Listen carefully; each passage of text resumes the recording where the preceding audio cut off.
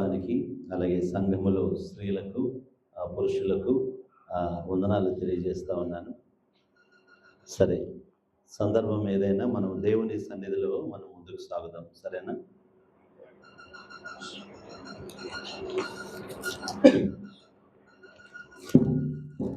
Start అయిందా Abraham గారు?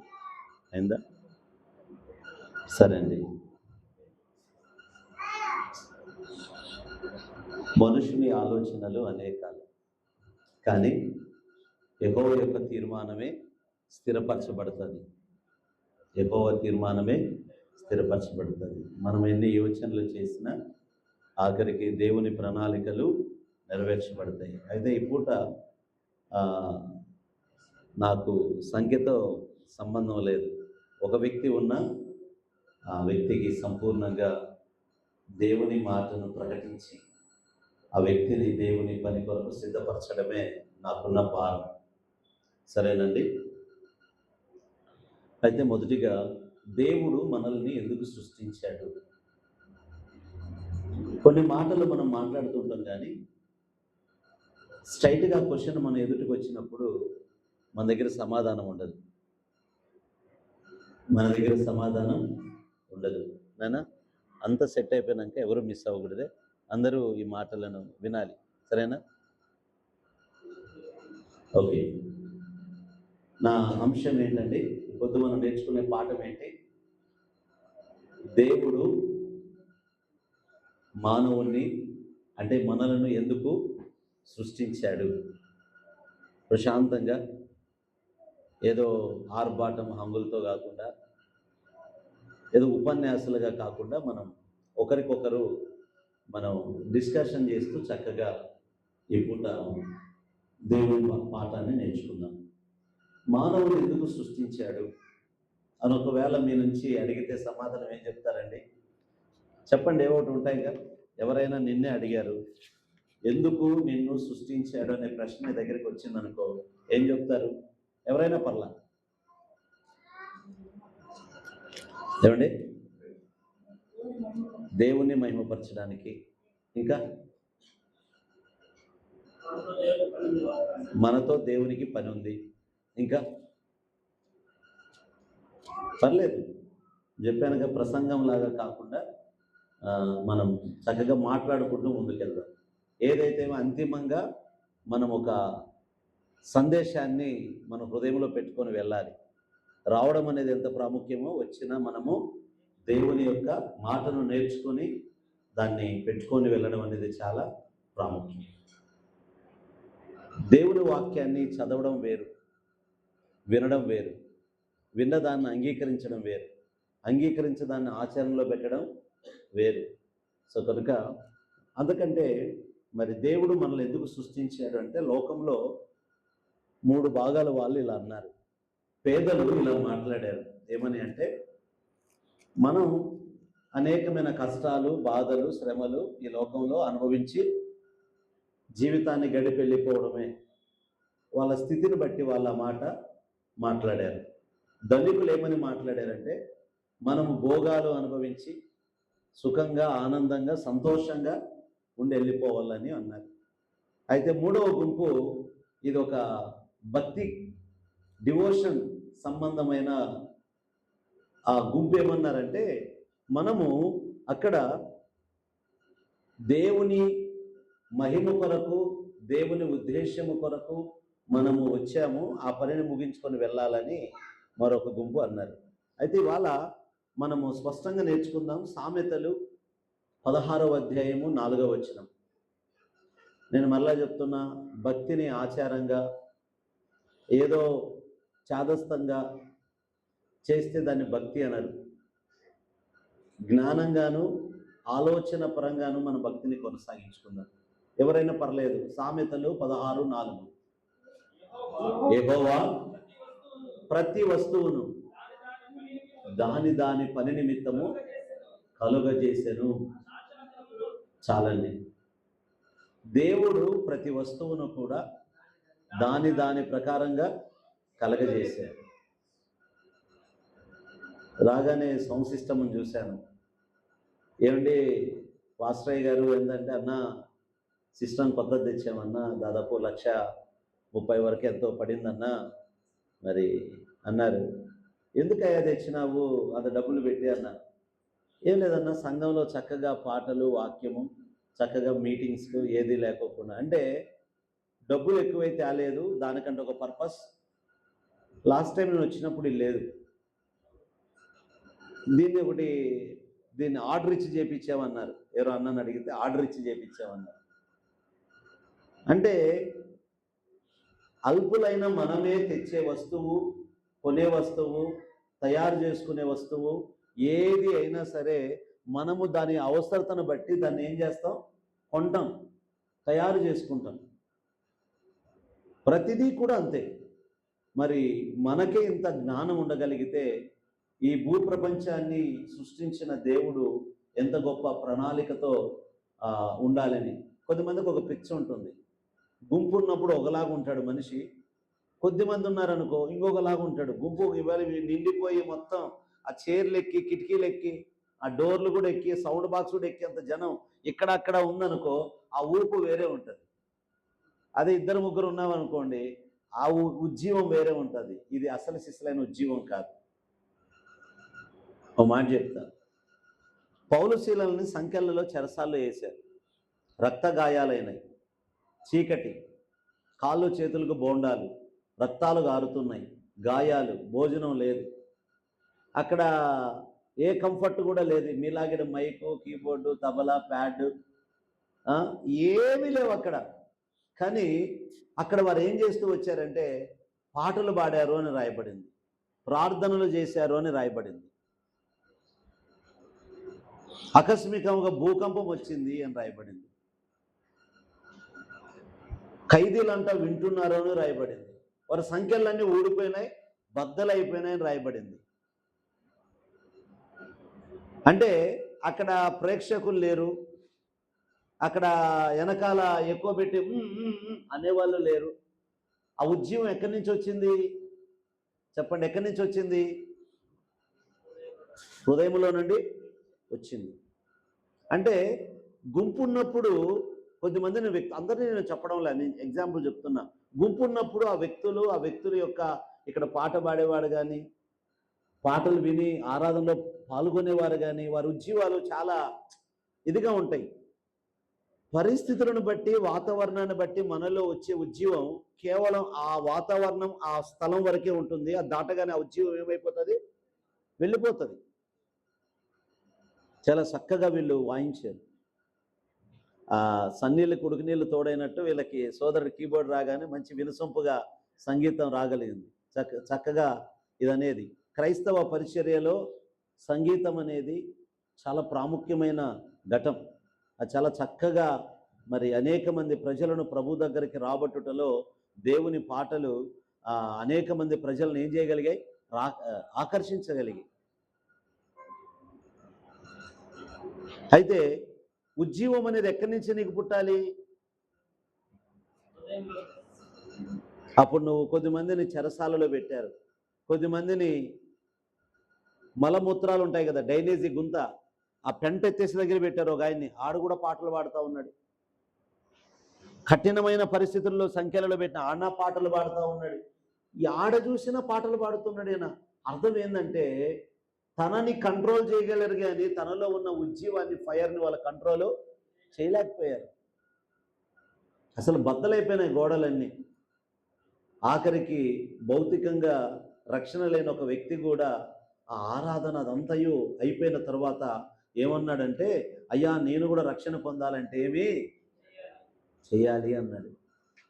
నీ భక్తి నా భక్తి మనం ఇతరులకు ప్రకటించకపోయినా, ఇతరులకు మనం దాన్ని బోధించకపోయినా, మనల్ని చూసినప్పుడు, మన ఆరాధనను చూసినప్పుడు, మన ప్రార్థనను చూసినప్పుడు, దేవుని సన్నిధిలో మనం చేసే భక్తిని చూసినప్పుడు, ఎవరైనా ఒక అన్యుడు వింటూ ఉన్నప్పుడు వారిలో కూడా ఏం కలగాలంటే మారు మనసు సంబంధమైన కార్యం వారిలో జరగాలి. ఆ జరగడానికి నీ ఉజ్జీవం, నీ యొక్క శరీర ప్రాణాత్మలతో చేసే ఆ యాగం వారిని తప్పకుండా సంధిస్తుంది.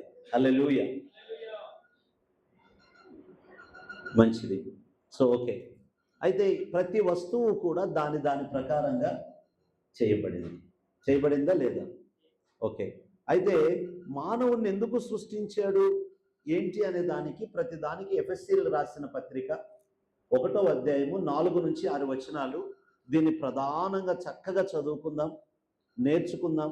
ఇది మనకు అర్థం కాకపోతే మన జీవితం వృధా అయిపోతుంది, మన లైఫ్ శూన్యమైపోతుంది. ప్లీజ్ చాలా సీరియస్గా జాగ్రత్తగా ఈ పూట మనం ఆలోచించేద్దాం. ఎఫెసీయులకు రాసిన పత్రిక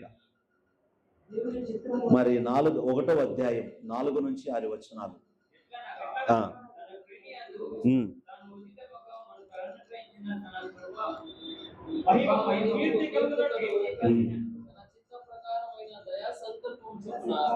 యేసుక్రీస్తు ద్వారా తనకు కుమారులనుగా స్వీకరించుటకై మనలను ముందుగా తన కోసం నిర్ణయించుకొని మనము తన ఎదుట పరిశుద్ధులను నిర్దోషములై ఉండవలెనని జగత్తు పునాది వేయబడక మునుపే ప్రేమ చేత ఆయన క్రీస్తులో మనలను ఏర్పరచుకున్నాడు. చాలు. ఓకే, ఇక్కడ దేవుడు మనల్ని ఏర్పాటు చేసుకున్నాడని రాయబడింది. అయితే 3 ప్రశ్నలు మీ ముందు నేను పెడుతున్నా. మొదటిగా మన అంశం ఏంటి? దేవుడు మానవుని ఎందుకు సృష్టించాడు? దానికి ధనవంతులు ఏమన్నారు, పేదవారేమన్నారు, భక్తి సంబంధమైన వారేమన్నారు మనం తెలుసుకున్నాం. అయితే ఇంకొక మాట ఏమన్నా, ప్రతి వస్తువును దాని పని కొరకు ఏర్పాటు చేశాడని తెలుసుకున్నాం. అయితే ఇప్పుడు మనల్ని సృష్టించడంలో ఆయన ప్రణాళిక ఏంటి అనేది కూడా పౌలు ఎఫెసీ సంఘానికి రాస్తూ చెప్పాడు. దాంట్లో మీకు 3 ప్రశ్నలు. 1, ఎలాంటి కుమారులు కావాలని దేవుడు కోరుకుంటూ ఉన్నాడు? మనం చదువుకున్న ఆ 2 వచనాల్లో కూడా ఉంది. ఎలాంటి కుమారులు? చూడండి ఒకసారి అక్కడ, ఎలాంటి కుమారులు?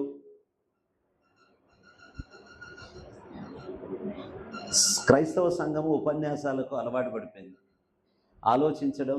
నేను ఒక ఆయన అన్నాడు, మార్కు సువార్త 17వ అధ్యాయం అంటానే మొత్తం తెలుస్తూ ఉన్నారు బైబిల్ చేసి. 17వ అధ్యాయం లేదు కదా, అట్లా వద్దు. మన రోబోలాగా భక్తి చేయదు, జ్ఞానయుక్తంగా. ఎలాంటి కుమారులు కావాలి అమ్మా? పరిశుద్ధులు, నిర్దోషులు. ఎలాంటి కుమారులు దేవునికి కావాలి అంటే పరిశుద్ధులు, నిర్దోషుల వలె ఆయన కుమారులు ఆయనకి కావాలి. రెండవది, ఎప్పుడు నిర్ణయించాడు దేవుడు దీన్ని? జగత్తు పునాది వేయబడక మునిపే నిన్ను నన్ను దేవుడు ఏర్పాటు చేసుకున్నాడు. ఎవరి వంటి కుమారులు కావాలి? 3వ ప్రశ్న అక్కడనే ఉంది. ఎవరి వంటి కుమారులు కావాలి? రోమా 8:29 చదవండి. కాస్త ఉపన్యాసానికి కాకోకుండా కాస్త ఆలోచించి ఈరోజు మనం ఉపదేశంలోకి వెళ్దాం. రోమా 8:29. ఎందుకనగా జ్యేష్ఠుడగునట్లు దేవుడు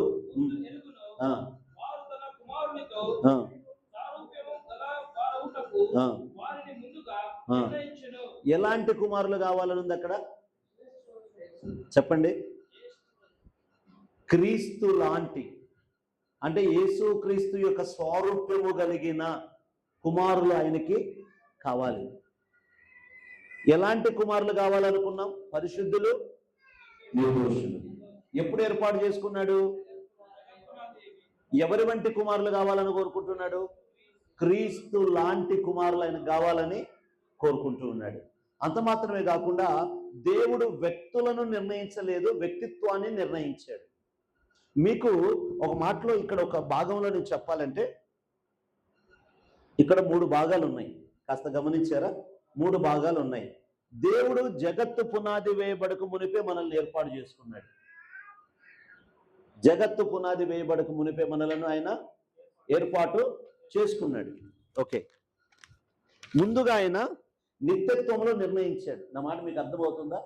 ఇది నిత్యత్వంలో నిర్ణయించాడు. ఎలా ఉండాలని, ఎందుకు ఉండాలని? అనేకులు ఆయనకి కుమారులు కావాలి. ఎలాంటి కుమారులు కావాలని?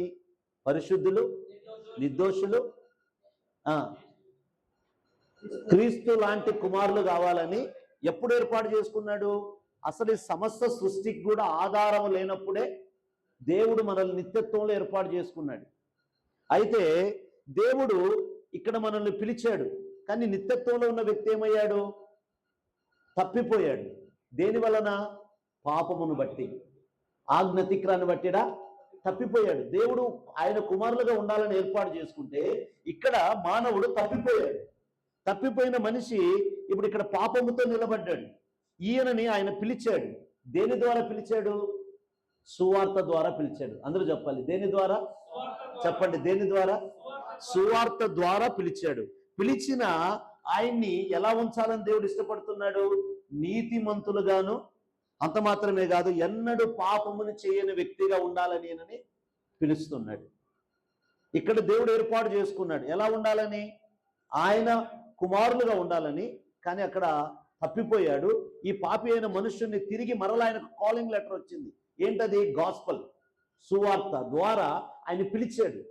పిలిచిన వ్యక్తిని దేవుడు ఎలా ఏర్పాటు చేశాడు? నీతిమంతునిగా, ఎన్నడూ పాపమును చేయని పరిశుద్ధునిగా ఉండాలని.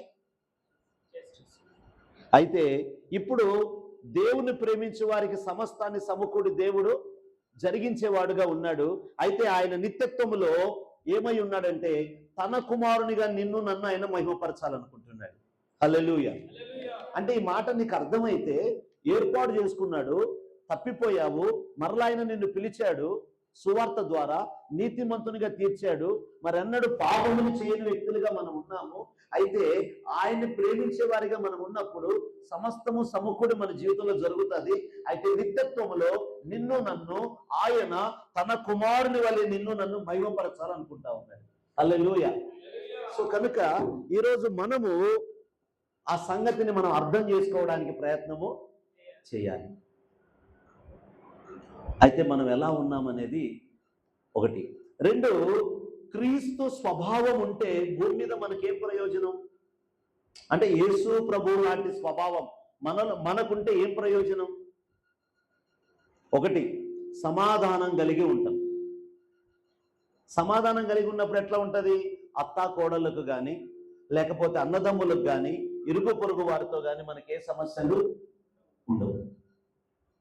క్రీస్తు స్వరూపం లేదా క్రీస్తు స్వభావం మనలో ఉంటే సమస్త జనులతో కూడా మనం ఎలా ఉంటామండి?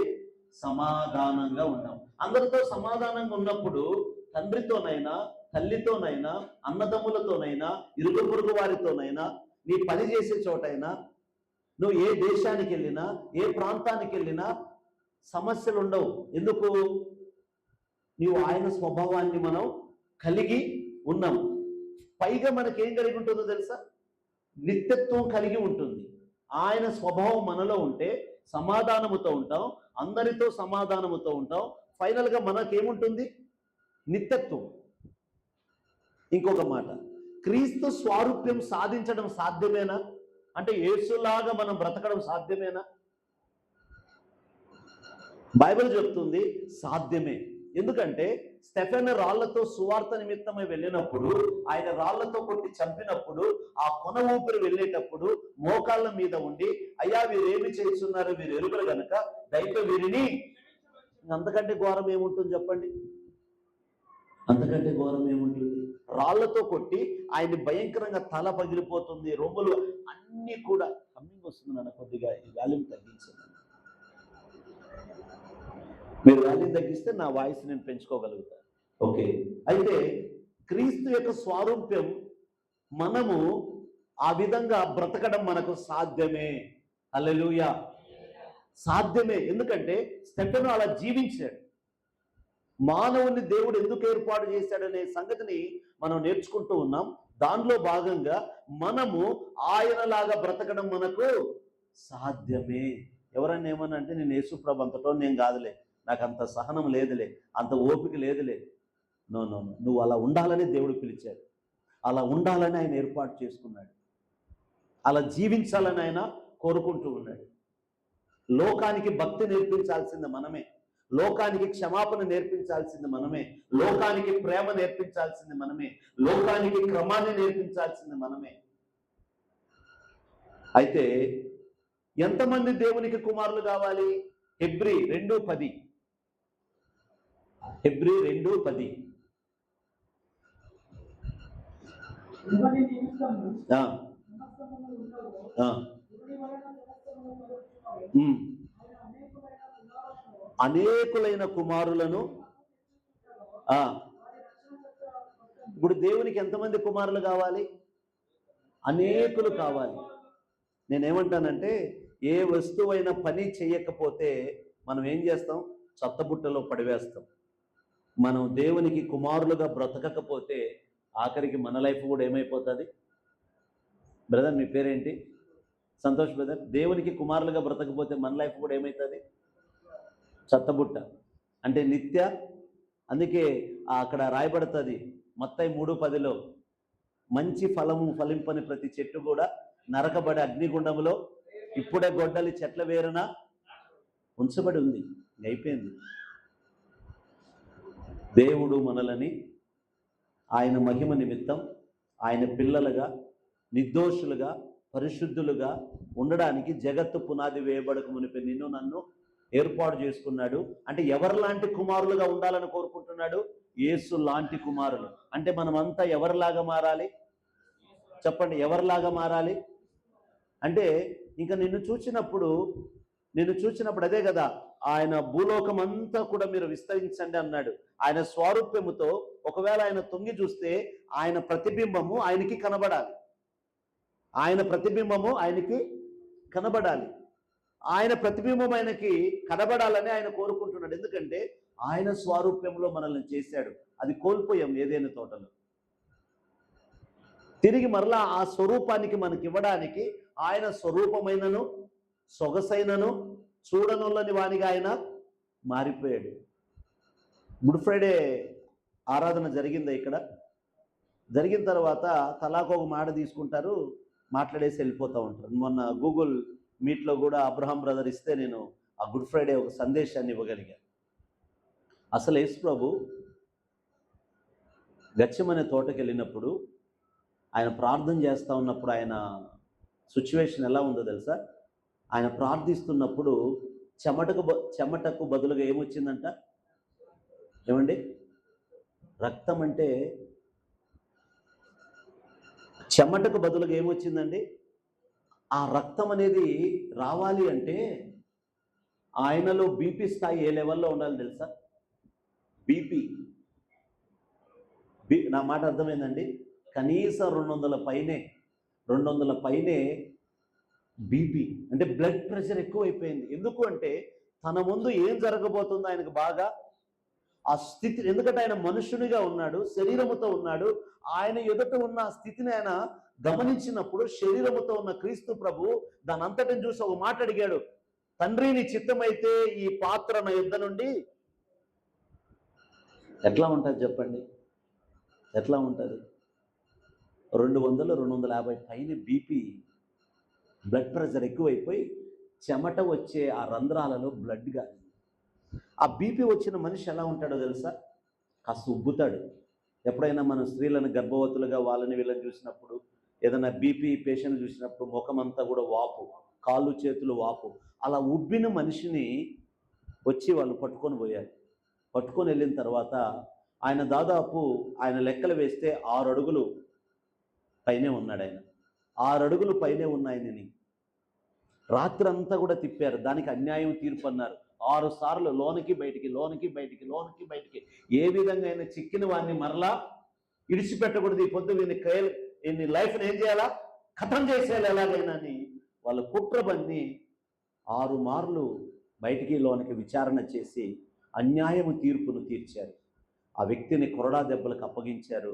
1.5 అడుగు కొయ్యను నాటి 6 అడుగుల మనిషిని ఆ కొయ్యకు కట్టి, 6 అడుగుల మనిషి 1.5 ఆ కొయ్యకు కట్టాలంటే ఆ మనిషి ఎట్లా వంగాలి? వంగడానికి అవుతుందా? ఆ వ్యక్తి యొక్క పంగను చాపి దాన్ని పెట్టి ఇట్లా వంగబెట్టి, ఇంత చెక్క కలిగిన వాటికి తోలు పట్టి వేసి దానికి చీలికలు పెట్టి, సీసపు గుండ్లు లేక ఇనుప ముక్కలు కొయ్యలు వాటిని చెరొక వైపు పట్టుకొని ఆయన అక్కడ కూర్చో ఉంటారు, ఈయనని ఇక్కడ కట్టేసి ఆ సమయంలో వారు గర్ర గర్ర గర్ర గర్ర గర్ర గర్ర గర్ర గర్ర తిప్పుతూ ఉన్నప్పుడు ఒక్కటి అంటానే ఎలియని వదిలినప్పుడు ఆ ఉబ్బిన శరీరం ఆ బీపీ చేత అప్పటికే చాలా ఇదైపోయిన శరీరం మీద పడగానే ఏమైపోయిందో తెలుసా? ఏదైనా అరిచేతిలో నీళ్లు పోసుకొని ఒకసారి ఈ చేత్తో పటాను కొట్టినప్పుడు నీళ్ళు అన్నీ ఏమవుతాయి? అలా తన శరీరం పగిలి అక్కడున్న కండ, మళ్ళీ కొట్టిన వాళ్ళు ఇట్లా కొట్టడమే కాదు, కొట్టి పీకినప్పుడు ఆయన పరిస్థితి ఎలా ఉంటుంది? అలాగా 10 దెబ్బలకు మనిషి చచ్చిపోతాడు అప్పటికి. ఎందుకంటే 33.5 సంవత్సరాల కాలం అంటే మంచి యవనం. ఏదన్నా బొప్పాయికి ఏదో పరంకాయకి ఇట్లా ముట్టుకుంటే పాలు ఎలా గారుతాయో శరీరం అనేది దృఢంగాను, రెండోది ఏ స్థాయిలో ఉంటుందండి? పెడితే శరీరము చిట్లిపోయింది. అలా కొడుతుంటే దాని మీద వీపు మీద నుంచి ముక్కలు ముక్కలు ఎగిరొస్తా ఉంది ఆ కొరడాలతో పాటి మాంసపు ముద్దలు. అలాంటి వ్యక్తికి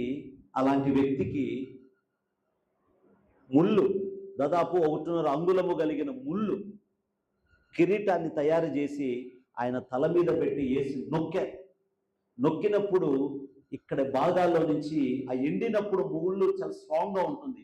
ఇట్లా దిగినప్పుడు ఆ రక్తము కారుతూ ఉంటే కళ్ళల్లోకి వెళ్ళినప్పుడు ఆయన మూసుకున్న సమయంలో గుద్ది ఎవడు నిన్ను కొట్టాడో చెప్పమని అడిగారు ఆయన.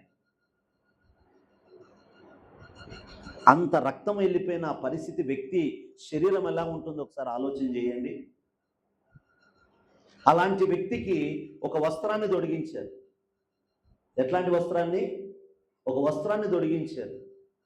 ఎవరైనా స్త్రీ ఆడతల్లులు ఎప్పుడైనా చిమికీలు కలిగిన కరుకు కలిగిన ఓనీలు వేసుకొని వస్తారు చూసారా? కరుకుగా కలిగిన ఆ వస్త్రాన్ని ఆయనకు తొడిగించినప్పుడు ఆ మామూలుగా ఈ చెమటకి తొడలు సంక రాసుకుంటేనే పుండ్లు అవుతాయి, అవునా కదా? అలాంటి కరుగు కలిగిన ఆ యొక్క వస్త్రాన్ని తనకు తొడిగించినప్పుడు ఆయన నడుస్తున్నప్పుడు, కదులుతూ ఉన్నప్పుడు ఆ గాయాల మధ్యలోకి ఆ గాయాలకు రాసుకుంటూ ఉన్నప్పుడు ఆ మంట, నొప్పి ఎలా ఉంటుందో ఒకసారి ఊహించుకోండి. 7 మాటలు ఒక్కటే మనలో పట్టుకుంటాడు, కానీ చాలా మాటలు మాట్లాడాడు ఆయన, చాలా సంగతులు చెప్పాడు ఆయన. నా కొరకు ఏడవమాకండి, మీ కొరకును ఆ ముళ్ళ కిరీటాన్ని, ఆ శరీరము, ఆ రక్తము కారిపోయి ఆ కదులుతూ ఆ రాసుకుంటూ నెత్తురు నంజిరిగా అయిపోయిన వ్యక్తి ఆ సిలువను మోస్తూ వచ్చినప్పుడు ఆ మేకులు ఆ భాగాలలో కొడుతూ ఉంటే, దిగుతూ ఉంటే, అలా కాలు మీద పెట్టి ఇలా వేసినప్పుడు కొద్దిసేపు ఆడని ఏలాడండి, ఎంతసేపు ఉండగలవు? అలా ఉన్నప్పుడు తన శరీరం ఏమైపోయింది తెలుసా? దిగిపోయినప్పుడు బ్లడ్ అంతా శరీరంలో వెళ్ళిపోతున్నప్పుడు ఏమైపోతుందో తెలుసా? ఎప్పుడైనా మనం జ్యూస్ తాగుతుంటాం గ్లాసులో, అయిపోయిన తర్వాత కూడా పీల్చుకుంటున్నప్పుడు ఏమొస్తుంది? గాలి కాస్త జ్యూస్ వస్తూ ఉంటుంది. అలా బాడీలో రక్తం అంతా కూడా ఒడిసిపోయిన తర్వాత గుండెకు రక్తం అందక కిడ్నీలు మొత్తం ఫెయిల్ అయిపోయి నీరు లేక నీరసముతో బ్లడ్ అందక ఇప్పుడు ఆయన గాలి పీల్చాలన్నప్పుడు ఈ ఉదర భాగము, రొమ్ము భాగం ఏమవుతుంది? ఇలా రావాలి కదా, రావాలనడానికి లేయాలి కదా, శరీరం లేయాలా వద్దా? ఎట్లా ఉంటుంది? ఊపిరి పీల్చుకోవడానికి గాలి ఆయనకి. ఊపిరి మనల్ని సింపుల్గా ఆ 4వ మాట పల్లవి చరణం పాడిన బ్రదర్, ఆ దేవుడు దప్పిగొలుస్తున్నాను అన్నాడని 4 రెఫరెన్స్ చెప్పేసి చల్లని జ్యూస్ తాగేసి గుడ్ ఫ్రైడే అయిపోగొట్టుకొని వెళ్ళిపోతాం. బట్ ఎలాంటి పరిస్థితుల్లో ఆయన మాట్లాడాడు ఆ మాట? ఊపిరి అందక, రక్తం అందక, గుండె అందకపోతే వేగం పెరిగిపోయి ఊపిరి పీల్చుకోలేక అప్పటికే గుల్లైపోయిన మనిషి ఆ స్థితిలో నుండి ఆ ప్రజలతో మాట్లాడుతూ తనకు అర్థమైపోయి సమాప్తమైందని ఆయన చెప్పాడు. దేవుడు నీ కొరకు నా కొరకు చేసిన త్యాగము చాలా గొప్పది. అంటే ఆ సిలువలో ఆ ప్రభువుని చూస్తున్నప్పుడు, ఆ సిలువలో ఆయన చూస్తున్నప్పుడు నా పాపం ఎంతటిదో, మన పాపం ఎంత ఘోరమైనదో నీకు కావాలి అంటే ఆ సిలువలో వేలాడుతున్న యేసును చూసినప్పుడు అర్థమవుతుంది మన పాపం ఎంత ఘోరమైనదో. మన పాపం మన కళ్ళకు కనపడదు కదా. ఎందుకంటే అందరం మంచి బట్టలు కట్టుకొని వస్తాం. నీ పాపం ఏదో నువ్వు అద్దంలో చూసుకోవాలంటే ఆ సిలువలో, ఆ చిత్రవదలో ఆ వేలాడుతున్న యేసు ప్రభుని చూసినప్పుడు అర్థమవుతుంది, నా పాపం ఎంత ఘోరమైనదో. నీవు నేను కదా అక్కడ ఉండాల్సింది, నీవు నేను కదా అక్కడ ఉండాల్సింది, నీవు నేను కదా అక్కడ వేలాడాల్సింది. నీకు బదులుగా ఆయన అక్కడ ఎక్కాడు. ఎందుకంటే ఏదైనా తోటలో దేవుడు స్వరూపాన్ని మనం కోల్పోయాం, ఆ పరిశుద్ధతను మనం కోల్పోయాం, ఆ పవిత్రతను మనం కోల్పోయాం. ఈరోజు యేసు ఎవరో ప్రజలకు అర్థమైతే మన ఆరాధన విధానం వేరే ఉంటుంది, మన ప్రార్థన విధానం వేరే ఉంటుంది, మన యొక్క పరిచర్య విధానం వేరే ఉంటుంది, దేవుని కొరకు బ్రతికే బ్రతుకు వేరే ఉంటుంది. అది భక్తులకు అర్థమైంది. వాళ్ళని రంపాలతో కోస్తున్నా, శరీరాన్ని ఒలుస్తున్నా, ఏమండి నాలుక మీద మేకులు కొడుతున్నా, బ్రతికిన వ్యక్తులను ఇలాంటి ఇనప చీరలను అగ్నిలో కాగబెట్టి వస్త్రాలు లేకుండా దాని మీద కూర్చోబెడుతున్నా, పచ్చి చర్మంలో మనిషిని పెట్టి కుట్టేసిన తర్వాత అది ఎండిపోయేటప్పుడు ఆ వ్యక్తుల యొక్క మనుషులు ఎముకలు ఇరిగిపోతున్నా, ఒక పశువు లాంటి బొమ్మను తయారు చేసి దానికి ఒక డోర్ ఓపెన్ చేసి దాంట్లో ఒక మనుషుని పెట్టి ఆ యొక్క ఇత్తడి పశువు యొక్క కింద మంట పెడతా ఉంటే, ఆ లోన అరుస్తూ ఉంటే దాని నోటంబడి వింతమైన సంగీతం వచ్చేది. బతికిన వ్యక్తులను మైనపు వస్త్రాలు తొడిగించి, అప్పట్లాగా ఇట్లా ఎల్ఈడి లైట్లు లేవు కదా, కాగడాలు కదా, దానికి కట్టి ఆ మైనపు వస్త్రాలు, తారు వస్త్రాలు తొడిగించిన వ్యక్తులు కాలుతూ ఉంటే, ఆ వెలుగులో గుర్ర పందాలు ఆడుతూ దేవుని కొరకు దగదగదగ మండుతూ వారి జీవితాలను ప్రభు కొరకు ఏం చేశారంటే, ఆ చర్మం ఒలుస్తున్న కాపాడండి బచావని అరవడలా, ఏసే దేవుడు అని ప్రకటించి ప్రాణాన్ని పెట్టారు. హల్లెలూయా. దేవుడు ఎవరో అర్థమైతే ఐగుప్తు దేశమంతా ధనమంతా ఒకవైపు పెడితే, ఒక నిందను ఒకవైపు పెడితే, మోషేని అక్కడ నిలబెడితే సెకండ్ కూడా ఆలోచించకుండా మోషే ఎక్కడికి వెళ్ళాడంటే, నాకు నింద కావాలి అన్నాడు. అల్పకాల సుఖభోగాలన్నీ ఒకవైపు, రాజరికం ఒకవైపు పెడితే, ఆ యొక్క శ్రమలన్నీ ఒకవైపు పెడితే, నేను దేవుని ప్రజలతో శ్రమలు అనుభవించుటే నాకు మేలు అన్నాడు. ఫరో యొక్క కుమార్తె కుమారుణ్ణి అనిపించుకునే స్ట్రాటజీ, ఆ గౌరవాన్ని మోషేకి ఇచ్చేకొస్తే దాన్ని తృణీకరించాడు మోషే. దేవుడు ఎవరో తనకు అర్థమైంది, దేవుని యుద్ధ నుంచి వచ్చే బహుమానం ఏందో తనకు అర్థమైంది. ఆనాడు అనేకులు వాళ్ళ ప్రాణాలు, మానాలు, దానాలు వాళ్ళని ముక్కలు ముక్కలుగా రంపాలతో కోస్తూ మనిషిని ఇలా పెట్టి కట్టెలన్నీ పేర్చి తగలబెడుతుంటే కూడా ఆ మంటల్లో నుండి కూడా ఆ కేకలు, ఏ కేకలంటే యేసు ప్రభు నిజమైన దేవుడు, ఆయన నీ కొరకు ప్రాణం పెట్టాడని వారు ప్రకటిస్తూనే కొనూపరిని వదిలారు. ఎందుకంటే వారికి సత్యం అర్థమైంది. ఆ సత్యమే యేసు క్రీస్తు, ఆయన ఏంటో వారికి అర్థమైంది. ఈనాటి సంఘానికి అది అర్థం కాల. అది అర్థమైతే, అది మనం గ్రహిస్తే, ఇప్పుడు గ్యాస్ సమస్య వచ్చింది కదా, ఎట్లా వాడుకుంటారు ఇంట్లో? అనవసరంగా ప్రతి దానికి వెలిగిస్తారు గ్యాసు. ఎందుకు? దాని విలువ మీకు ఇప్పుడు, ఒకప్పుడు దాని విలువ అయిపోతే మళ్ళీ బుక్ చేస్తే వస్తుంది కదా. విలువ తెలియనంత కాలము దాని యొక్క ప్రాధాన్యత మనం చేసుకోలేమండి. ఈరోజు మనుషునికి ఈ క్రీస్తు ప్రభు యొక్క త్యాగము, ఆయన పెట్టిన ఆ రక్షణ ప్రజలకు అర్థము కావటంలో వస్తున్నారు, పోతూ ఉన్నారు. ఒకటి, ఈరోజు మనం ఏమి నేర్చుకున్నాం? దేవుడు మానవుని ఎందుకు, ఒక అవగాహన ఉందా? రెండవ మాట, ఈరోజు మరి ఒక వ్యక్తి, ఈరోజు సంఘములో ప్రధానంగా కావాల్సింది కనుమరుగైపోతున్నాయి రెండు గుంపులు. పాటలు పాడేవారు ఎక్కువైపోయారు, వాక్యాలు చెప్పేవాళ్ళు క్రైస్తవ సంఘంలో ఎక్కువైపోయారు, అందరూ ఎక్కువైపోయారు. కానీ ఈరోజు సంఘములో కనుమరుగైపోతున్నది రెండు గుంపులు. ఒకటి సువార్త, రెండవది ప్రార్థన. ప్రార్థన చేసేవాళ్ళు కనబడ్డంలే. 50 పాటలు పాడమని చెప్పు, ఎంతసేపు? అదే ఒక గంట సేపు మోకాళ్ళ మీద ప్రార్థనలో ఉన్నామంటే సంఘములో ప్రార్థన లేదు. భూమండలం మీద సంఘం అంటే కేవలం మిమ్మల్ని ఆధారం చేసుకోమాకండి. ఎక్కడైనా ఈరోజు సంఘంలో ఏమి లేదు, ఆక్రందన చేసి రొమ్ము కొట్టుకొని ఆక్రందన చేసి అంగలార్చగలిగిన ప్రార్థనా పరులు సంఘంలో లేరు. రెండవది, క్రీస్తు యొక్క సువార్తను ప్రజలకు ప్రకటించేవారు కూడా ఇప్పుడు.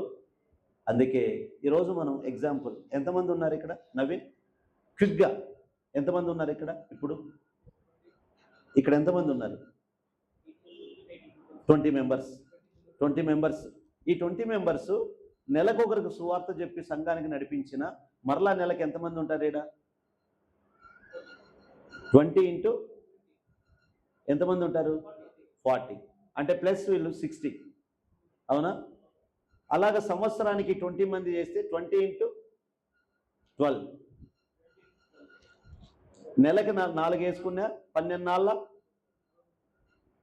480 మంది 2026కి సంఘంలో ఉండాలి. మరి ఎందుకు ఆ క్రమంలో సంఘంలోకి ప్రజలు రావటం లేదు? కానీ ఆదిమ సంఘములో అనుదినము వారు కూడుకొనుచుండిరి, అనుదినము ప్రజలు సంఘములోకి చేర్చబడుచుండిరి అని రాయబడింది. ఈ రోజు ఎందుకు సంఘంలోకి నూతన ప్రజలు రావటం లేదు? వస్తే వస్తారు. ఎవరో తెలుసా? ఆడేడన్నా పాస్టర్ ఏమన్నా 2 చివాట్లు పెట్టినాడు అనుకో, నచ్చలే, ఇది కాకపోతే ఇంకో సంఘం. సంఘాలు మారే వాళ్ళు ఎక్కువైనారు, కానీ నూతనంగా రక్షణ పొంది సంఘంలోకి వచ్చే ప్రజలు. కారణం ఏంటంటే సువార్త ప్రకటించేవారు సంఘంలో, ప్రకటించేవారు, ప్రార్థించేవారు, ప్రసవ వేదన పడేవారు సంఘంలో లేదు. ఎవరున్నారు? నాకు పాట ఇవ్వలే, నాకు వందనాలు చెప్పలే, నాకు ముక్కేయలే, నన్ను గౌరవించలే, నా పేరు పాంప్లెట్లు వేయలే. అసలు వీళ్ళు ఎందుకు దేవుని మందిరం? వీళ్ళు క్రీస్తు ఎవరో అర్థం కాల. క్రీస్తు ఎవరో అర్థం కాల. క్రీస్తు అంటే అర్థమైతే అసలు వాళ్ళ ఆలోచనలు చాలా మెచ్యూర్గా ఉంటాయి, వాళ్ళ ఉద్దేశాలు చాలా మెచ్యూర్గా ఉంటాయి, వాళ్ళ హృదయం చాలా మెచ్యూర్గా బ్రాడ్గా ఆలోచన చేస్తారు. సంతోష్ బ్రదర్, మీరు అనేక చోట్ల వెళ్తూ ఉంటారు. నేను చెప్తున్నా కొన్ని వాస్తవాలు అనిపించడం లేదా మీకు? దేవుని ప్రేమించేవాడు కార్యము జరగాల. మీరు ఎలాంటి బ్రదర్? భుజాల మీద మోస్తాడు పరిచర్యని. నెహెమ్యా ఎక్కడో సమృద్ధి కలిగిన, రాత్రి గూగుల్ మీట్లో మాట్లాడాను, సమృద్ధి కలిగిన ప్రదేశంలో ఉన్నాడు నెహెమ్యా. కానీ పట్టణమును గురించిన భారం, దేవుని మందిరమును గురించిన భారం ఎట్లా మారిపోయాడు? చాలా. ఆ ప్రజలు వారు ఎక్కడైనా ఉన్నా వారు ఏం చేశారంటే దేవుని కొరకు వారు బ్రతుకుతూ రాగలిగారు. ఓకే, ఈరోజు సంఘములో దేవుడు కోరుకుంటుంది ఏంటంటే, ఒకటి సాక్షులు, రెండోది శిష్యులు. యేసు ప్రభు ఈ లోకమునికి నుంచి ఆరోహణమైనప్పుడు ఏం చెప్పాడు? సర్వలోకానికి, భూమి మీద నాకు, పైన నాకు అధికారం ఇవ్వబడి ఉంది, కాబట్టి మీరు సర్వలోకానికి వెళ్ళండి, సర్వ సృష్టికి సువార్తను. ఆకర్షింపబడి వచ్చిన వారికి తండ్రి, కుమార, పరిశుద్ధాత్మ నామమున బాప్తిజము. నేను ఏ ఏ సంగతులు మీకు ఆజ్ఞాపించాను అవన్నీ వారికి, సమస్త జనులను శిష్యులుగా, సమస్త జనులు నాట్ బిలీవర్స్, శిష్యులుగా చేయాలి. సంఘంలో అంతా ఎవరు ఉండాలండి? శిష్యులు, నాట్ విశ్వాసులు. శిష్యులు కావాలి సంఘంలో. ఈ శిష్యునికి విశ్వాసకి తేడా ఏంటో తెలుసా? విశ్వాసి వస్తూ ఉంటాడు, వెళ్తూ ఉంటాడు, వస్తూ ఉంటాడు, వెళ్తూ ఉంటాడు. కానీ శిష్యుడు అలా ఉండడు. వస్తాడు, దేవుని సంగతులు నేర్చుకుంటాడు, వెళ్తాడు, తన భార్య, పిల్లలు, కుటుంబం అన్నీ చేసుకుంటాడు, చూస్తాడు, దేవుని మాటలు ప్రకటిస్తా వస్తా మరలా తన చేత్తో, కుడి ఎడమ చేతులతో మళ్ళీ ఒక 2 తీసుకొని వస్తాడు. శిష్యుడు ప్రార్థన చేయించుకునేవాడిగా ఉన్నాడు, ప్రార్థన చేసేవాడిగా ఉంటాడు. స్వస్థత కోసం నిలబడే వ్యక్తిగా ఉన్నాడు, స్వస్థతను యేసు నామములో ఇచ్చే వ్యక్తిగా ఉంటాడు. ఈ వ్యక్తి ఎక్కడున్నా మండుతూ ఉంటాడు, మండిస్తూ ఉంటాడు, ఎంకరేజ్ చేస్తూ ఉంటాడు, ప్రోత్సహిస్తూ ఉంటాడు, బలపరుస్తూ ఉంటాడు. ప్రజలందరినీ కూడా ఏకతాటి మీదకి రావడానికి తన వంతు రక్తము కారణంగా ప్రయాసపడతాడు. తన సమయాన్ని, సామర్థ్యాన్ని, సొమ్మును దేవుని కొరకు ఖర్చుకు పెట్టులో అంకిత భావముతో, సమర్పణతో దీశాలిగా నిలబడతాడు. అంటే ఒక మాటలో చెప్పాలంటే, ఒక ఇంజన్, రైలు ఇంజన్ ఎలా ఉంటుందో, పెట్ల వెనక ఎలా ఉంటాయో, ఆ శిష్యుడు వస్తూ ఉంటే వాడు ఇంజన్ లాగా ఉంటాడు, వెనకాల పెట్లు వస్తూ ఉంటాయి. విశ్వాసి వల్ల సంఘం ఎదగదు, శిష్యుని వల్ల సంఘం ఎదుగుతుంది. ఎందుకంటే నువ్వు వస్తుంటావు, వెళ్తుంటావు, కానీ శిష్యుడు అలా చేయడు. వాడు వెళ్ళి అనేకులను సంఘములోకి తీసుకొని వస్తాడు. ఓకే, నేను ఆ మాటను చెప్పి నేను ముగించాలనుకుంటున్నాను. ఓకే, ఒకటి ఏంటండి? సాక్షులు, రెండోది శిష్యులు. అందరూ చెప్పండి, సాక్షులు, శిష్యులు. ఓకే, జీవము కలిగిన దేవుని సంఘములో వారు అనేకులలో రెండు అత్యవసరమైన ఆధ్యాత్మికంగా గుణలక్షణాలు ఆవిరైపోతున్నాయి. ఒకటి సాక్షి, రెండోది శిష్యుడు. యేసు ప్రభు సమస్త జనులను ఏం చేయమన్నాడు అంటే మనం అంతా ఎలా మారాలి? ఇది ఎవరి మాట? నా మాట? జాషువా మాట? ఇది దేవుని శిష్యునిగా మారాలి. అందుకే అనేక మంది ఫలించటం వలన ఆయన మహిమపరచబడతాడని బైబిల్లో రాయబడింది. అయితే మీరు నమ్మండి, ఈరోజు ప్రజలకు ఏం కావాలంటే ప్రాస్పరిటీ గాస్పల్ కావాలి. ఏం కావాలి? ప్రాస్పరిటీ అంటే భౌతిక సంబంధమైనది. నీకు ఉద్యోగమా, వ్యాపారమా, సంతానమా, ఇల్లా అంటే ప్రజలు పిచ్చోళ్ళు లాగా పరిగెడతా ఉన్నారు. కానీ దేవుడేమన్నాడు తెలుసా? ఒరే నాయనా, నిన్ను పిలిచిందే ఆశీర్వాదానికి వారసుడు కావటానికి నేను పిలిచాను. నా కుమారునితో స్వారూప్యంగా, నా కుమారుని వలె క్రీస్తుతో సమానంగా నేను నిన్ను మహిమపరచడానికి నేను నిన్ను పిలిచాను. నీ పట్ల దేవుడు, నేను ఒక మాట నమ్ముతారా? ఇప్పుడు నా కొడుకు ఇక్కడ వచ్చాడు. నా కొడుకుని మీ కొరకు నేను బలి చేసిన, మీ అందరిని రక్షించడం కోసం ఆయన్ని బలి చేసిన. నా కొడుకుని ఇచ్చేసిన నేను, పాస్టర్ గారు నీ దగ్గర ఉన్న ఆ 100 రూపాయలు ఇవ్వగలరా, ఫోన్ ఇవ్వగలరా అని అడిగారు అనుకోండి, ఎలా ఉంటుంది నాకు? అమ్మా ఎలా ఉంటుంది? అన్నిటికంటే విలువైనది ఎవరు నాకు? వాడిని మీరు అడగకుండానే మీ కొరకు నేను అప్పగించేశా. అలాంటిది వాచ్ ఇవ్వలేనా? షర్ట్ ఇవ్వలేనా? నా జోబిలో ఉన్న డబ్బులు ఇవ్వలేనా? నా బైబిల్ ఇవ్వలేనా? నా మొబైల్ ఇవ్వలేనా? దేవుడు మనకు అడగకుండానే ఆయన మనకు అనుగ్రహించాడు. అయితే మనం చేయాల్సిన సూత్రం ఏంటంటే, మనం ఆయన నీతిని, రాజ్యాన్ని వెతకాలి. నేను చెప్పాలనుకుంటున్నాను ఏంటి అంటే, శిష్యులకు ఉండాల్సిన లక్షణాలు ఏంటి? ఒకటి, విడువక వెంబడిస్తారు. శిష్యులు ఎలా ఉంటారండి? విడువక అంటే అది ఏ సమయమైనా, ఏ టైం అయినా, ఏ పరిస్థితి అయినా, చావైనా బతుకైనా, తాడో పేడో, చావో రేవో, దేవుని కొరకు వారు అలాగే బ్రతుకుతారు. వారి జీవితాల్లో దేవుని కంటే ఏది మిన్నగా ఎంచరు. విడువక వాళ్ళు ఏం చేస్తారు? దేవుణ్ణి వెంబడిస్తారు. స్వస్థత ఉన్నా లేకపోయినా, ఉద్యోగం వచ్చినా రాకపోయినా, సంతానం వచ్చినా రాకపోయినా, ఇల్లు ఉన్నా లేకపోయినా. ఎందుకంటే తన ఆలోచనలన్నీ ఎక్కడున్నాయి? మోషేలాగా. మోషే పెద్దవాడైనప్పుడు ఏం చేశాడు? ధనాన్ని కానీ, సుఖభోగాలను కానీ, గొప్ప ఆధిక్యతను కానీ కాక, నింద నాకు భాగ్యము అన్నాడు, శ్రమలే నాకు మేలు అన్నాడు. తాను పొందబోయే బహుమానం మీద ఉంది. ఎవరైనా నేను ఇనుమిస్తా, జాషువా మీకు పెద్ద డైమండ్ ఇస్తానన్నాడు. మీ దృష్టి దేని మీద ఉంటుంది? బంగారం మీదనే ఉంటుంది. ఈ లోకం ఇచ్చేది ఏనాడైనా అవుతుంది, కానీ దేవుడిచ్చే ఆ గిఫ్ట్ ముందర ఇవన్నీ కూడా కంటికి కనబడవు. మోషే దాన్ని గురిగా పెట్టుకున్నాడు.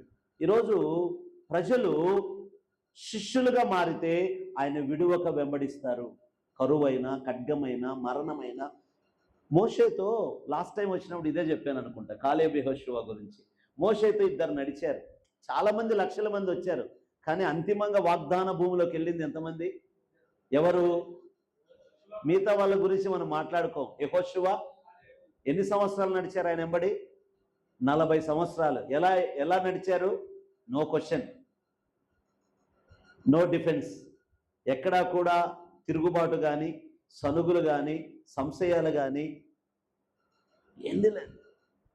హ్యాపీగా ఆయనతో 40 సంవత్సరాలు మౌనంగా మోషేని వెంబడించారు. అందుకు ఫలితంగా దేవుడు వారిని ఏం చేశాడు? వాగ్దాన భూమిలోకి వారిని ప్రవేశపెట్టి 40 సంవత్సరాలు. 40 సంవత్సరాల విశ్వాసులు ఎవరైనా ఉన్నారా? అసలు 40 ఏళ్ళు కలిగిన వాళ్ళు ఇక్కడ ఎవరైనా మనం ఉన్నామా? కానీ వారు దేవుని వెంబడించినారు. రెండవది, విధేయతతో నేర్చుకుంటారు. శిష్యులు ఎలా ఉంటారండి? విధేయత అంటే, మీరు నమ్మండి, నేను యేసు ప్రభువుని నమ్ముకున్నప్పుడు, నేను చెప్పాను లాస్ట్ టైం వచ్చినప్పుడు కూడా, నా సాక్ష్యం మీకు చెప్పాను. అన్నము లేక ఈ సమయం అయితే 4 గంటలకు వెళ్ళి అన్నం అడగచ్చుకున్నాను. ఎంగిలి పల్లెల్లో ఉన్న ముక్కలను కూడా ఏరుకున్న సందర్భాలు నా జీవితంలో లేకపోలేదు. ఎవరో అబ్రహాం లాంటి బ్రదర్ లాంటి బట్టలు ఇస్తే వాటి టిచ్చింగ్ వేసుకొని ఇలా ప్యాంట్లు గిన కుట్టించుకుంటే ఈ ప్యాంట్లు ఎక్కడో ఇక్కడ దాకా బ్యాక్ వచ్చేది. జోబి ఎక్కడో దారంబడి పడిపోయిన చెప్పులు తొడుక్కునేవాడిని. ఆహారం లేక అలమటించాను. అలాంటి టైంలో ఈ దేవుని సువార్త నాకు దొరికింది. ఆ దేవుని మందిరం కడుతున్నప్పుడు నా పరిచర్య చెప్పులు జరుపుతూ ఉండేవాడిని భాగ్యంగా. అక్కడి నుంచి ఒక పెనాయిలు, బ్రష్, పరక ఇచ్చారు. ఆ తరువాత చిన్నగా పట్టాలు వేయడానికి, ఆ తర్వాత మందిరంలో చిన్న కాంగ కొట్టడానికి, ఆ తర్వాత మైకు పెట్టడానికి. 2003లో ప్రభు దగ్గరికి రాగలిగితే 2007 వరకు నేను సంఘములో ప్రతి పని చేసుకుంటూ రాగలిగాను. అయితే ఈ బెంగళూరులోనే న్యూ హోప్ మినిస్ట్రీ బ్యాప్టిస్ట్ ఉంటున్న వాటిలో బోర్డు మెంబర్లో ఒకరు జోసఫ్ కండాల అని ఒక ఆయన వచ్చారు కనుముక్కలు అనే ప్రాంతానికి. అక్కడ పని చేస్తున్న నన్ను చూశాడు. నా పట్ల ఆయనకి ఎస్తేరు మీద దయలాగా నా మీద దయ పుట్టింది.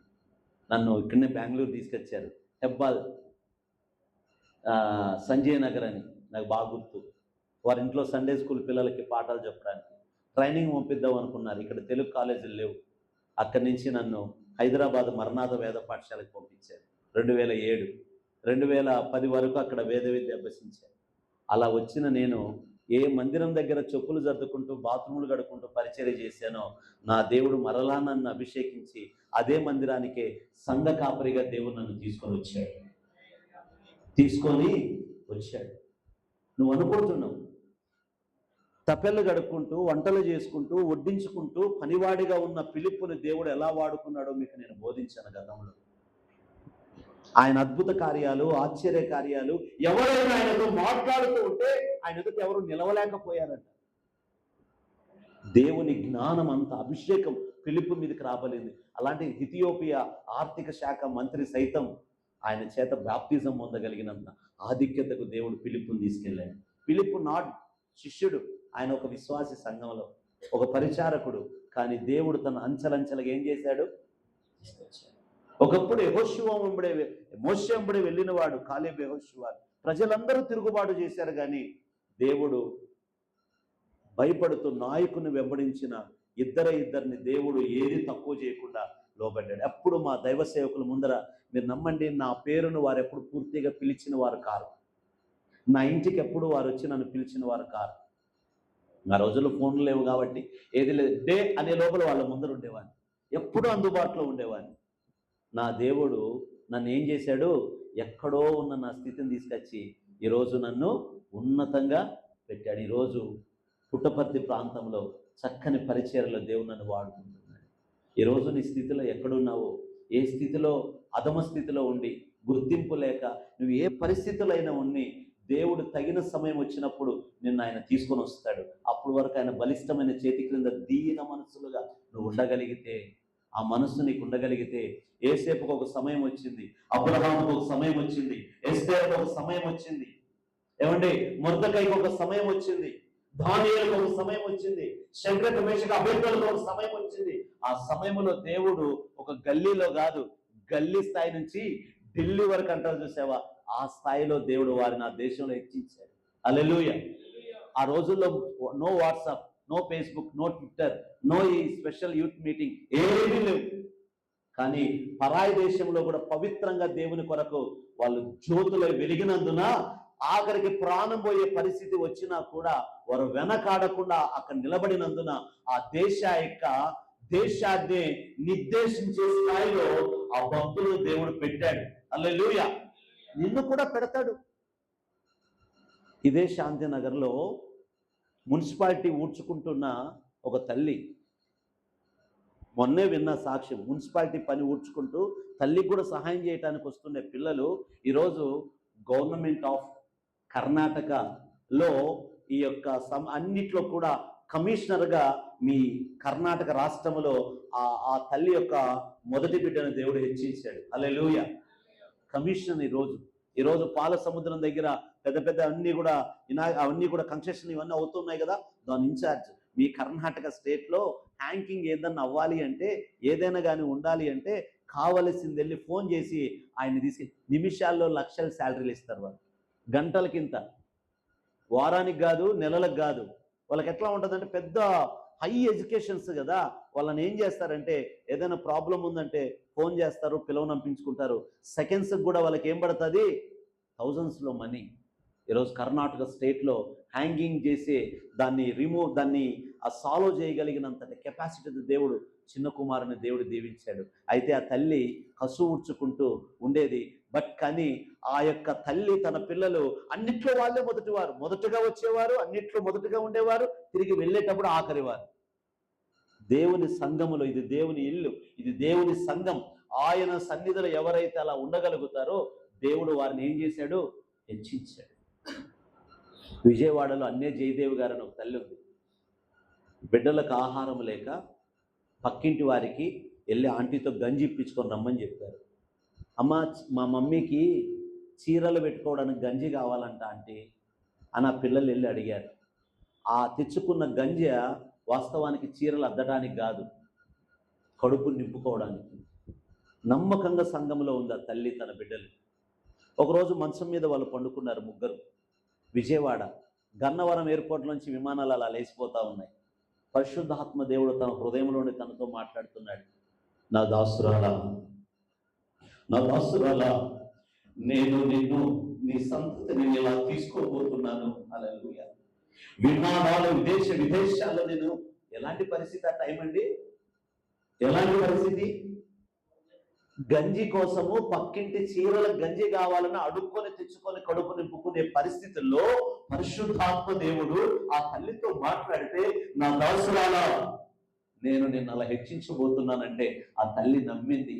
రాను 12 పోను 12 24 కిలోమీటర్లు ఛార్జీ డబ్బులు కానుకేసేకి మరలా అయిపోతాయని అలా కాలినడకన ఎండ పొద్దున్న నడుచుకుంటూ వెళ్ళే తల్లి ఈరోజు కాలగమనాన దేశ విదేశాలకు శ్రీ గొల్లపల్లి మోజన్ చౌదరి గారి చేత గహన పరిచర్య చేయడానికి ఆ తల్లి తిరగడమే కాకుండా ఈరోజు డాక్టరేట్లు, పిహెచ్డీలు అమెరికా దేశంలో చదువుకొని అక్కడ వేద విద్యలు అభ్యసించి ఇప్పుడు విజయవాడ ప్రాంతంలో ఒక గొప్ప బైబిల్ కాలేజ్ డీన్గా, ఒక గొప్ప సంఘానికి కాపరిగా ఈరోజు వారి బిడ్డలను దేవుడు ఆశీర్వదించాడు. హల్లెలూయా.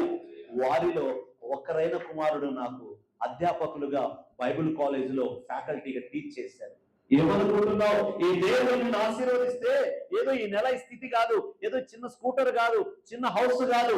దేవుడు నిన్ను ఆయన పట్టజాలని ఆకాశంలో వాక్యాలను తెచ్చి దేవుడు నీ కుటుంబాన్ని దీవిస్తాడు. హల్లెలూయా. నిలబడు, నిలబడు, నిలబడు, నిలబడు. నమ్మకంగా ఉండు, నమ్మకంగా ఉండు, నమ్మకంగా ఉండు. ఓర్పుతో ఉండు, సహనముతో ఉండు, వినయముతో ఉండు, విధేయతతో ఉండు. ఎవరో చూడాలని ఉండద్దు, ఎవరో మెచ్చుకోవాలని ఉండదు. అస్సలు సంతోష్ బ్రదర్, చూడాల్సినోడు చూడాలి, మనల్ని ఎన్నిక చేయాల్సినోడు చేయాలి. ఈ బోటోడు నన్ను గుర్తిస్తే నాకేం వస్తుంది, నీకేం వస్తుంది చెప్పు?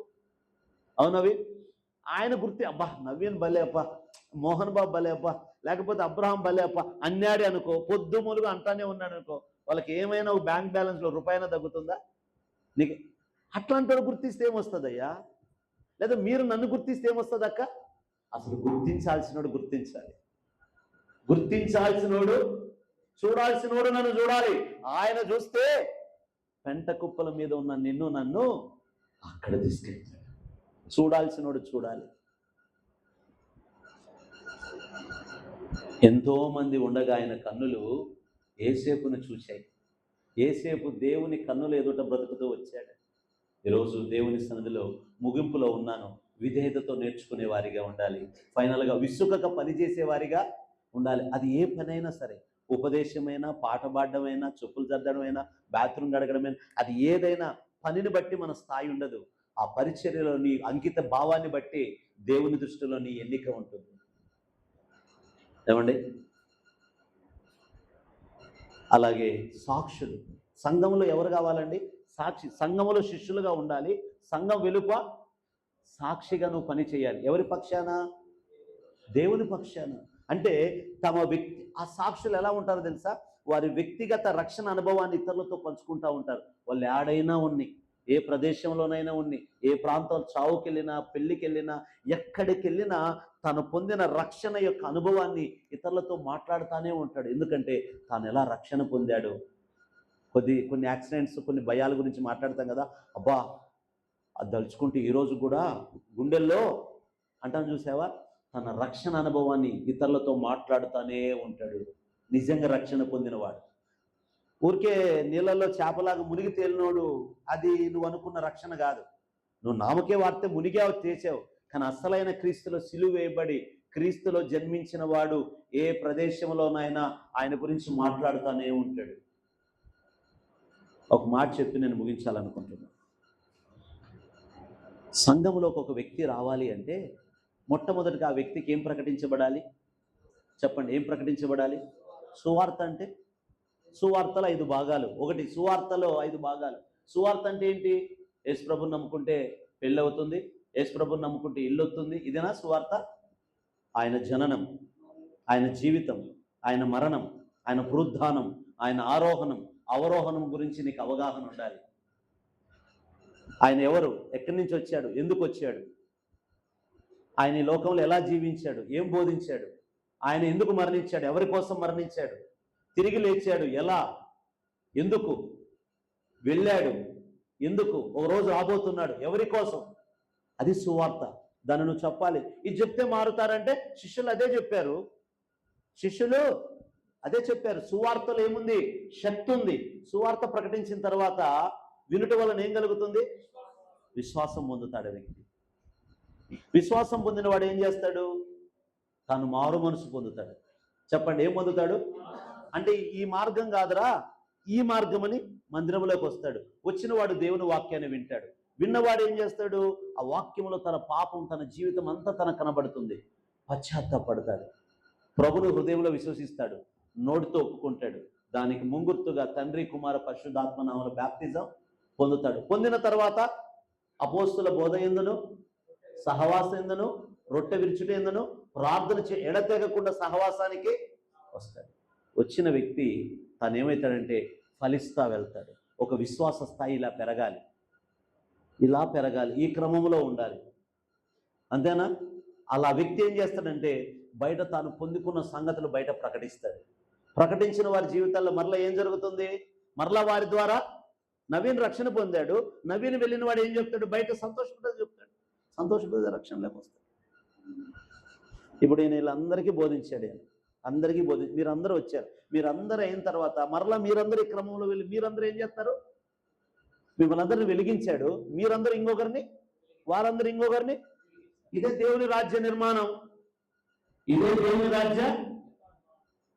అలా కాకుండా ఏదో వచ్చినాం, ఏదో పోయినాం, ఇది కాదు ఫలింపు జీవితం.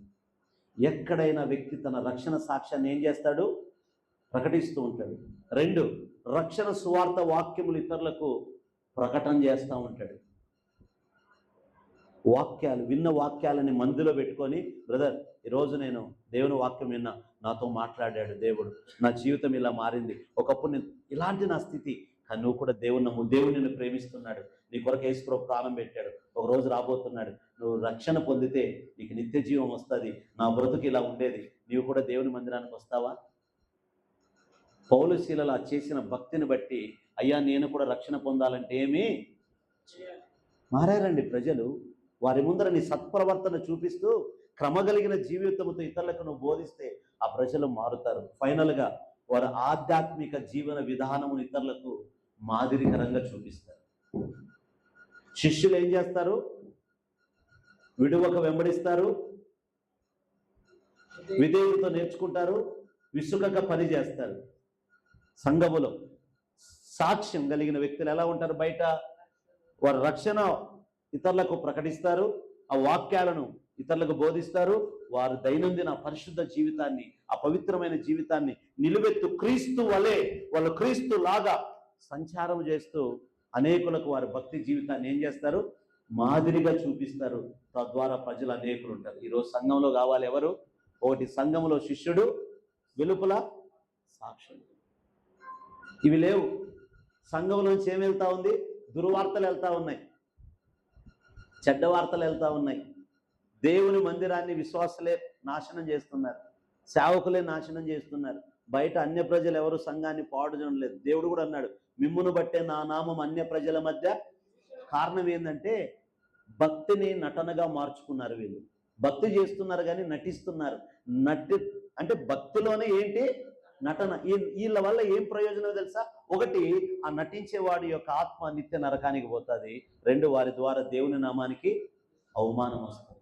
చాలామంది జీవించడం లేదమ్మా, నటిస్తున్నారు. భక్తిగా ఉన్నట్టుగా, ప్రార్థన చేస్తున్నట్టుగా, మందిరానికి వస్తున్నట్టుగా, క్రైస్తవులు అయిపోయినట్టుగా. క్రైస్తవుడు అంటే పేరు మార్చుకోవడం కాదు, క్రైస్తవుడు అంటే ఇంట్లో వాక్యాలు పెట్టుకోవడం కాదు, క్రైస్తవుడు అంటే మెల్లో సిలువ వేసుకోవడం కాదు, క్రైస్తవుడు అంటే నీళ్ళలో మునగడం కాదు, క్రైస్తవుడు అంటే బైబిల్ పట్టుకొని తెల్లవస్త్రం వేసుకొని మందిరానికి రావడం కాదు. క్రైస్తవుడు అంటే క్రీస్తును ధరించుకొని బ్రతికేవాడే క్రైస్తవుడు. క్రీస్తులాగా నీ జీవితం, క్రీస్తు వలే నీ జీవితం, క్రీస్తులాగా నీ సాక్ష్యం. పరిశుద్ధత అంటే ఏంటో తెలుసా? పాపం చేయకోకుండా ఉండడమే కాదు బ్రదర్, పాపాన్ని బట్టి అసహించుకోవడం. పాపాన్ని బట్టి అసహించుకోవడం పరిశుద్ధత అంటే. మరి ఈరోజు ఒకటి, దేవుడు నిన్ను ఎందుకు సృష్టించాడో నీకు అర్థమైంది. రెండోది, సంఘములో దేవుడు నేను ఎలా ఉండాలి. పాటలు పాడే వాళ్ళు చాలామంది ఉన్నారండి, అన్ని రంగాల్లో వాళ్ళు చాలామంది ఉన్నారు, కానీ ప్రార్థన చేసేవాళ్ళు లేరక్క. సంఘానికి ఈరోజు వాళ్ళు అవసరం, సువార్త ప్రకటించే వాళ్ళు అవసరం, సంఘంలో పరిచర్య చేసే శిష్యులు అవసరం.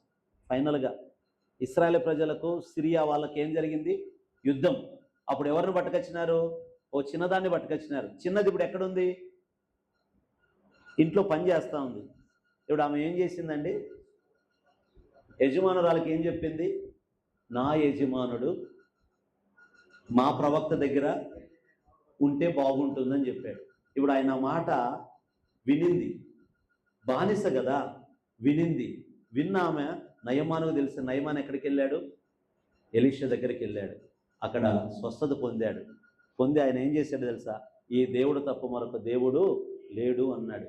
ఎవరు ప్రకటించింది సువార్త? చిన్నది. ఆమె పరిస్థితి ఏంటి అక్కడ? బానిస. బానిస. అమ్మ, నువ్వు సువార్త చేస్తే కార్యాలు జరుగుతాయి తల్లి.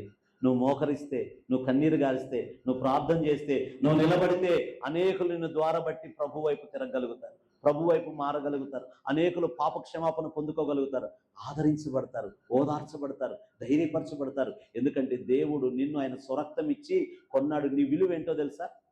నీ విలువ ఏంటో తెలుసా? మొన్న గూగుల్ మీట్లో మాట్లాడాను. సంతోష్ బ్రదర్, నీ వెనక ఎంతమంది కోట్ల మంది ప్రజలు పుట్టి చనిపోయింటారు? ఏమైనా లెక్క చెప్పగలవా? నక్షత్రాలను లెక్కించడము, నీ వెనకాల పుట్టి చచ్చిపోయిన లెక్కించడము. కానీ వారితో నీ కన్నును ఎక్కడైనా కంపేర్ అవుతుందా? ప్రజెంట్ నీతో పాటు జీవించే వాళ్ళు ఎంతోమంది ఉన్నారు, కొన్ని కోట్ల మంది. ఆ కోట్ల మంది అందరిలో కూడా నీ కన్ను వారితో సూటబుల్ అవుతుందా? ఆధార్ కార్డు తీసేటప్పుడు అదే కదా.